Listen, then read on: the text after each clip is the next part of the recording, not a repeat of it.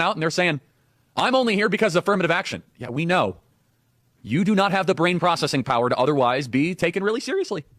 You had to go steal a white person's slot to go be taken somewhat seriously. Play cut 52. But I rise today as a clear recipient of affirmative action, and particularly in higher education.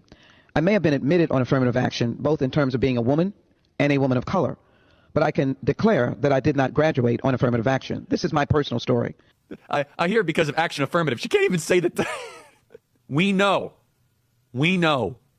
It's very obvious to us that you were not smart enough to be able to get in on your own. I couldn't make it on my own, so I needed to take opportunities from someone more deserving. All right, so now that is going. Obama quoted this, saying, "Oh well, I don't really, what happened to Charlie's terrible, but he said some bad things about my wife."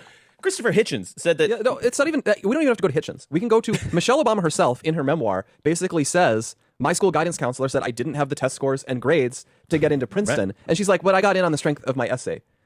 I'm just going to tell you, Michelle, if it wasn't your essay. If your name was like, Kim Soo, like some Asian name, yeah, you would not have gotten in with bad grades and bad test scores because of a great personal essay, period.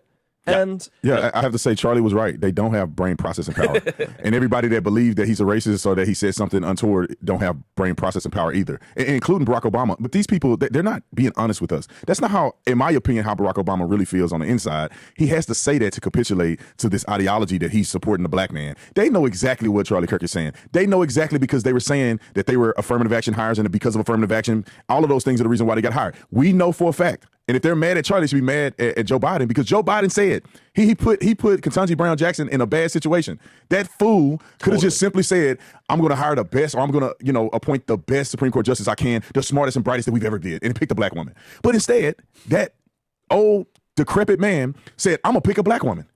He didn't even say he's going to pick the smartest black woman. He's just going to pick a black woman. And that destroys the credibility of black people. Same with Michelle Obama, saying the things that she say. How about you guys support black people by saying, I'm going to pick the most qualified person and let, a black person come forward that's qualified. And I know Charlie. You know what I'm saying? Like, you got to be a fool to think Charlie's a racist. You got to be a fool. You're a disingenuous person with no processing power in the mind to come to your own reasonable conclusions. You can look at the breadth of what Charlie has done, the people that he surrounded himself with, the people that he partnered with, the people that have raving reviews about him, and it'll tell you right there that he don't have a racist bone in his body.